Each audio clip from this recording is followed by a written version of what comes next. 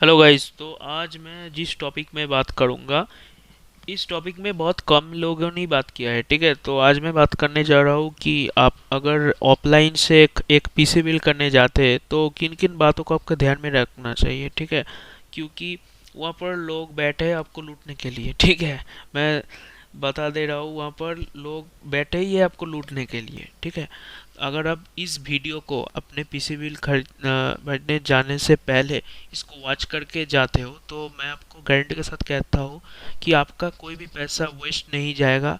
आप अपने पैसे से एक अच्छा वाला पीसी बिल कर सकते हो। ठीक है, इस वीडियो को देखने के बाद सबसे पहली बात, पीसी बिल कब हमें करना चाहिए, ये सबसे बड़ा पॉइंट है।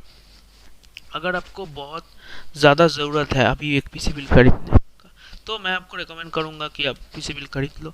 बट आपको थोड़ा सा बात, अगर आप पीसी बिल करोगे तो आपको कोई दिक्कत नहीं आएगा, तो मैं आपको रिकमेंड करूँगा इस टाइम में पीसी बिल आप मत करो। ठीक है, इस टाइम में जितना प्राइस बढ़ गया है आप पीसी बिल मत करो। ठीक है, सेकेंड पॉइंट में आते हैं। अगर आप लोग एक पीसी बिल ऑफलाइन से कर रहे हो तो आपको वहाँ पर सभी लोग लूटने के लिए बैठे हैं, आपका लंबा वाला काटने के लिए बैठे हैं। ठीक है, तो आपको पहले ध्यान में रखना चाहिए आपको किन पर्पस के लिए एक पीसी चाहिए। ठीक है, आपका बजट कितना है, आपको क्या क्या काम करना है। अगर आपको नॉर्मल सी गेमिंग करनी है और आपको अपने पढ़ाई के लिए कंप्यूटर चाहिए तो आपको इतना ज़्यादा पैसे खर्च करने की ज़रूरत ही नहीं है। आपका पीसी 30,000 के अंदर आराम से बिल्ड हो जाएगा। ठीक है, आपको इतना हाई स्पेसिफिकेशन की ज़रूरत ही नहीं है। ठीक है, तो अपने हिसाब से आप खरीदिए। अब मैं आपको रिकमेंड करूँगा कि ऑफलाइन में जाने से पहले आप एक लिस्ट बना लीजिए। यूट्यूब में बहुत सारे वीडियोस है। ठीक है, आपके बजट के हिसाब से आप एक लिस्ट कर लीजिए क्या क्या आपको चाहिए। ठीक है, उसके प्राइस देख लीजिए कितना कितना प्राइस आपको इस समय तो बहुत सारे बढ़ गए हैं। ठीक है, आप अपने हिसाब से चूज़ कर लीजिए। उसके बाद मेन पॉइंट पे आते हैं कि एक ही जगह से आप सारे कंपोनेंट मत खरीदिए। मैं आपको समझा देता हूँ क्या होता है कि अगर कोई बंदे बंदे के पास आप लोग जाते हो, उसको बोलते हो मेरे पीसी बिल्ड करना है आपके दुकान पर। ठीक है, तो वो क्या करेगा, वो पहले आप अगर बोलोगे कि इंटेल का पैसा दो तो दे देगा। ठीक है, मदरबोर्ड आप अगर आप कहोगे एमएसआई और गीगाबाइट वो दे देगा। ठीक है, तो मेन बात ये आ जाता है कि अगर आपका पावर सप्लाई आप लोग चाहते हो कि कॉर्सैर लो, तो उसके पास कॉर्सैर नहीं है, वो फ्रंटेक वाला दे देता है। वो बोलता है मेरे पास अवेलेबल नहीं है, फ्रंटेक अच्छा है आप ले लो।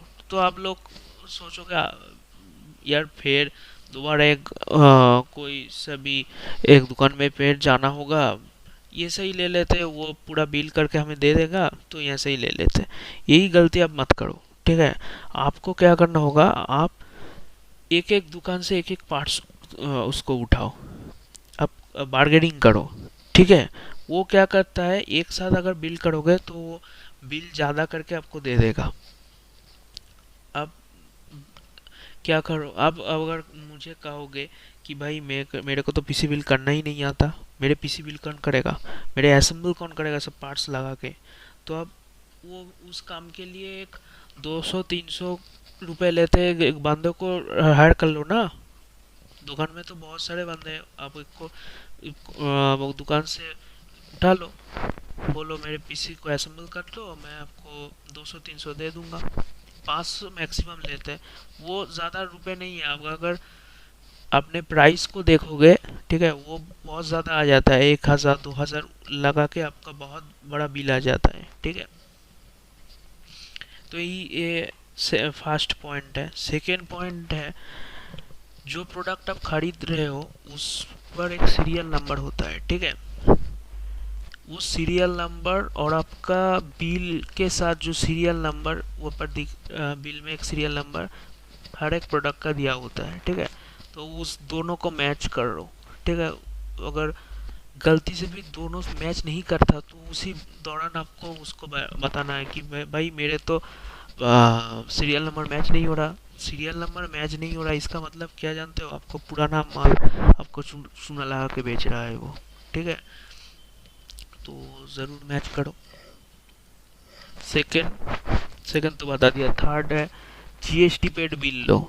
आप हर बार जीएसटी पेड बिल लो, क्योंकि अगर आपका पार्ट्स 2 दिन या 1 महीने के बाद ख़राब हो जाता है, अगर आप सर्विस सेंटर में जाते हो, तो वो लोग कहेंगे भाई ठीक है कोई बात नहीं, मैं आपका आ, ये रिप्लेस कर दूंगा, बट आपको जीएसटी पेड बिल देना होगा। तो आप बिल दिखाओगे, वो कहेंगे भाई ये तो जीएसटी पेड बिल नहीं है, आपको कोई रिप्लेसमेंट नहीं मिलेगा, कोई गारंटी यहाँ से नहीं मिलेगा। तो हाँ, आपको ध्यान रखना चाहिए कि जीएसटी पेड बिल आपको लेना होगा। ठीक है। लास्ट में यही बोलना चाहूँगा कि अगर आप पीसी बिल करते हो एक ऑफलाइन से, तो आपको रेपुटेड शॉप से अपने पीसी बिल करना चाहिए। बहुत लो चीप क्वालिटी की दुकानों में आपको पीसी बिल नहीं करना चाहिए, क्योंकि मैं आपको एक फैक्ट बताता हूँ कि क्यों आपको ये नहीं करना चाहिए। वहाँ पर ना आपको दिखेगा कि बहुत सस्ते में आपको पीसी पार्ट्स मिल रहा है, तो आपको लगेगा भाई सही है, या यहाँ पर तो बहुत सस्ते में मिल रहा है। बट वहाँ पर एक स्कैम है।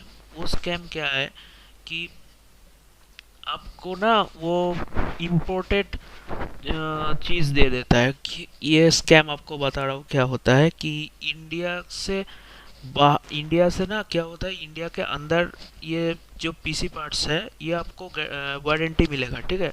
इंडिया से बाहर जो इम्पोर्टेड होता है जो पार्ट्स, वो उस पर आपको कोई गारंटी नहीं मिलेगा, वो थोड़ा सा सस्ते में आता है।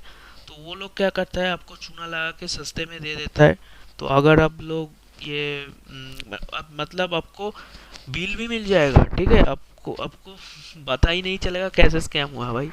बिल भी मिल जाएगा। वो क्या होता है कि आप अगर वारंटी क्लेम करने जाओगे ब्रांड के जो ब्रांड है ना, एनवीडिया, राइज, एएमडी, ठीक है, खराब हो गया 2 दिन के अंदर और आप वारंटी क्लेम करने जाओगे, तो वो लोग कहेगा कि भाई आपका जो सीरियल नंबर है ये हमारे इंडिया के अंदर जो प्रोडक्ट है उसमें मैच ही नहीं कर रहा, तो आपको वारंटी कैसे मिलेगा? यही स्कैम है। ठीक है, तो इसी कारण मैं आपको कह रहा हूँ कि बहुत ही चीप क्वालिटी का शॉप में मत जाओ। ठीक है, आपको एक रेपुटेड शॉप में जाना है, वहाँ पर प्राइस पता करनी है, अपने हिसाब से बिल कर लो, देख लो सारी चीज़ें, बस हो गया, आपका पीसी परफेक्ट तरीके से बिल्ड हो जाएगा। ठीक है, तो यही था आज की वीडियो में। अगर आपको अच्छा लगा तो प्लीज़ लाइक कर देना, शेयर कर देना, अपने दोस्तों के साथ इस वीडियो को ज़रूर से ज़रूर शेयर करना, ताकि वो भी अच्छे से एक पीसी बिल्ड अपने लिए कर पाए। किसी का पैसा चूना नहीं लगना चाहिए। ठीक है, तो भाई आज के लिए इतना ही रखते हैं।